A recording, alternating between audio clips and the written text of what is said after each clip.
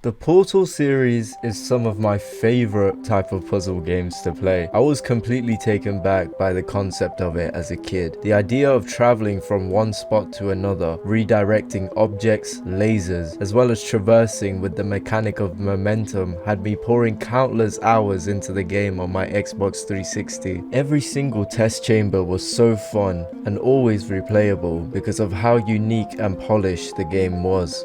The subtle underlying story of the game was fun to piece together, but there was always one thing on my mind. Portal is lonely.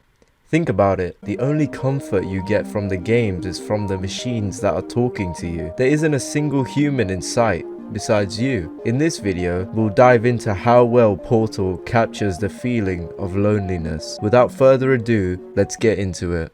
So let's get some of the more obvious reasonings out of the way first. There are no humans to be found in Portal 1 and 2, besides you, the player. Test chambers are extremely claustrophobic or just spacious enough for the puzzles that they're in. That's until you dive deeper into the depths of Aperture Science and discover these vast abandoned facilities and open spaces that have been untouched for years. The first game has a voice guiding you, known as GLaDOS. Her name is the abbreviation of Genetic Life Form and Disk Operating System. She's there to inform you of the chambers and keep you company. That's until you realize she was planning to kill you in the final test chamber. You escape, which causes her to completely break character and starts to insult you as you traverse before eventually taking her down.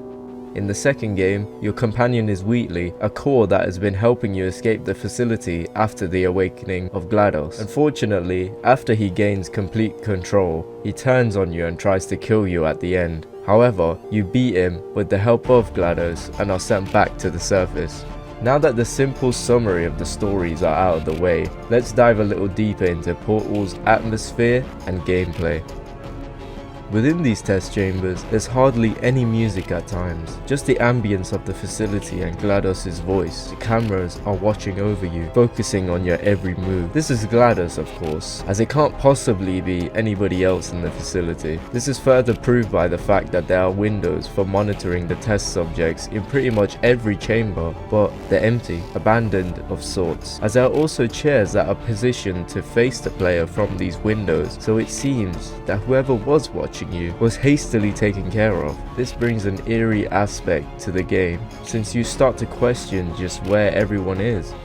Of course, certain individuals who pay attention to the dialogue and story soon find out their fate, but to have the literal first room of the game showcase these two things captures the idea that it's just you and a robot voice instructing you on what to do. You don't particularly have free will. The developers also stated in their commentary on how the introduction of the turrets with innocent voices would also make the player feel less lonely, which indicates that their intention of creating the game Portal was to make you feel as isolated as possible during your experience.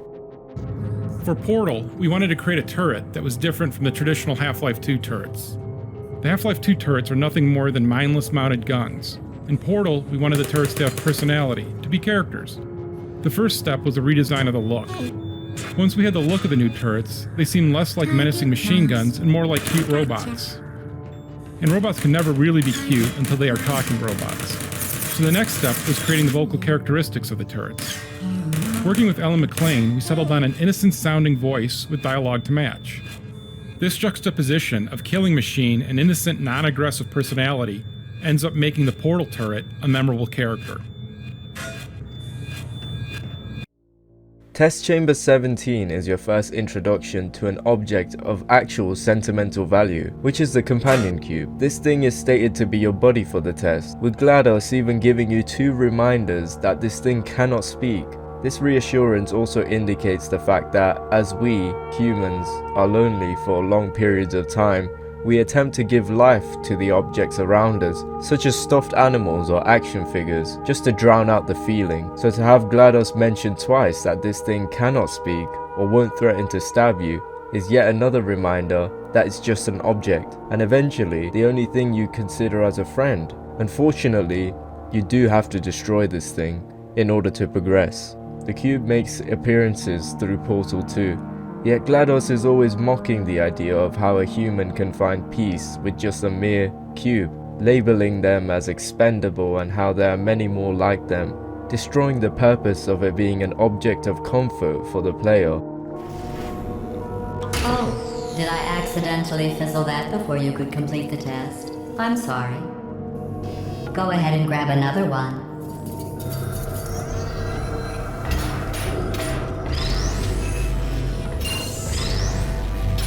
Oh, no. I fizzled that one too. Oh well. We have warehouses full of the things. Absolutely worthless. I'm happy to get rid of them. Every test chamber is equipped with an emancipation grill at its exit, so that test subjects cannot smuggle test objects out of the test area. This one is broken. Don't take anything with you. I think that one was about to say, I love you. They are sentient, of course. We just have a lot of them. Of course, our friend makes a return at the end of the second game, a real homie for sure. It's no surprise that both Portal 1 and 2 have a lot of dialogue, most of the time being by GLaDOS, Wheatley, Cave Johnson, or even the announcer. They are your only resemblance of humanity within these games, but the way they all treat you is very unique. Take GLaDOS and Wheatley for example. They're extremely friendly with you and willing to cooperate before suddenly turning, which results in them constantly insulting you throughout the test chambers. That jumpsuit you're wearing looks stupid. That's not me talking. It's right here in your file. On other people it looks fine. But right here a scientist has noted that on you it looks stupid. Well, what does a neck-bearded old engineer know about fashion? He probably... Oh, wait, it's a she. Still, what does she know? Oh wait, it says she has a medical degree. In fashion. From France. Alright, so that last test was seriously disappointing. Apparently being civil isn't motivating you, so let's try her way, alright? Fatty, adopted fatty, no parents. What? What exactly is wrong with being adopted? What's wrong with being adopted? Lack of parents. For the record, you are adopted and that's terrible. And also, nothing. But some of my best friends actually are orphans. Also, But look at her, you moron. She's not fat. I am not a moron! Just do the test. Just do the test. And I just wanted to give you the chance to kill yourself now. It's like a friend who suddenly switches up on you. This once again highlights the idea of loneliness, as there's truly no companion in these games that are here for your well-being. They all have interior motives and are somewhat using you to get to their end goal, which is kinda sad when you think about it. Although the midst of Aperture Science seems like a desolate and abandoned research facility, there is a shimmer of hope that there is someone left. The RatMan is a name given to the individual who is seemingly living within the secret rooms of the test chambers. His cryptic messages and warnings are written all over the walls. His evidence of living here is by the numerous cups, technology, pots, and open cans of beans that have been scattered throughout the room. Unfortunately, it seems like he's gone completely insane, as some phrases are written multiple times and drawings indicate his slow descent into madness. If you press yourself against some of the walls of his writing or drawings, you can hear what seems to be him rambling on about nonsense. Yet his presence is not directly explained. Is this voice we're hearing a mere spirit, a distant memory? Or perhaps the RatMan is closer than we think. In a way, I feel as if the RatMan is the closest thing to a friend that the player ever had, as he warned you about the cake being a lie, and just how maniacal GLaDOS truly is, also guiding you at times through the abandoned parts of the facility. This is an extremely unique way of the developers telling you where to go at times when the player's confused, but it makes sense within the universe. Shell, the main character, is also painted to be some sort of messiah or savior, so there's no doubt that the RatMan has a lot of respect for you. I wanted to save my last piece of reasoning for the very end, and that is the idea of how the Portal series perfectly uses liminal spaces in gameplay, and I think it's pretty much the only game to succeed with it without being so obvious and shoving it in your face. By definition, Liminal spaces are the subject of an internet aesthetic portraying empty or abandoned places that appear eerie, forlorn, or often surreal. Liminal spaces are commonly places of transition, pertaining the concept of liminality or of nostalgic appeal. This fits into Portal perfectly, as the test chambers resemble directly that: lonely, wide spaces that look familiar but give off an uncanny vibe, as there isn't any sign of life within these rooms. This feeling is further enhanced in Portal 2 as you go through some of the places in the previous game after destroying GLaDOS and parts of the facility. The places are overgrown and lonely, yet still hold the feeling of nostalgia and familiarity,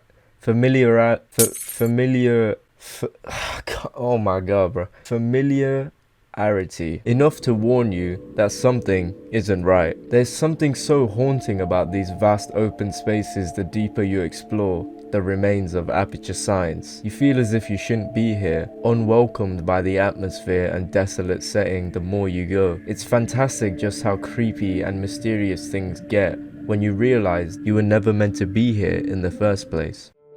Portal 2 evokes a profound sense of solitude. It represents remnants of a bygone era, with echoes of those who have occupied the facility. Life flourished here ages before your arrival, an enduring tapestry of history, possibly spanning years, decades, or even centuries. The lore weaves tales of a vibrant past, leaving you in awe of the passage of time. Yet, as you traverse through the dilapidated and desolate corridors, the facility now lies abandoned, a dusty and somber tomb of secrets. This eerie transformation amplifies your insignificance, a solitary figure in the vast expanse of forgotten memories. Portal 2 also elicits the feeling of profound nostalgia while simultaneously unsettling your core. It shares that unmistakable sensation experienced within liminal spaces, these in-between spaces that provoke an inexplainable mix of emotions. However, Portal 2 achieves this sensation in a remarkably distant manner, leaving you immersed in a haunting, beautiful, and mysterious journey. So that is my overall take on how Portal dives into the feeling of loneliness. Personally, the feeling of playing Portal to me feels cozy, yet extremely off-putting the more I start to think about just how isolated I feel when I play it. I also want to note that this video is my subjective take on the idea of loneliness in Portal. You can completely disagree with it, and that's perfectly fine. If you like this type of video, feel free to comment your experience of playing this phenomenal series. Please do consider subscribing, as it does help me out a lot, and I shall see you in the next one.